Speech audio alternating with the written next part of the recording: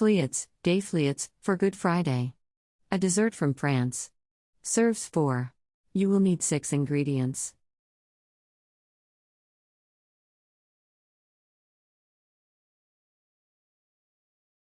Step 1.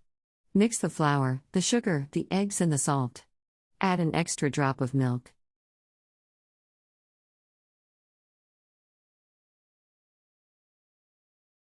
Step 2. Put the quart of milk on to boil, with the butter, then add the batter tocook in it, a tablespoonful at a time.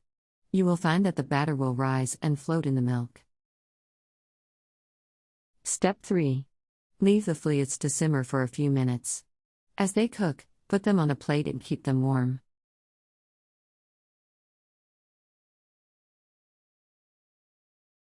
Step 4.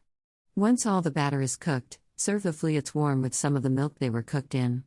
Some people like to grate some nutmeg over them before serving. Country Reports, Culture, Countries, Travel.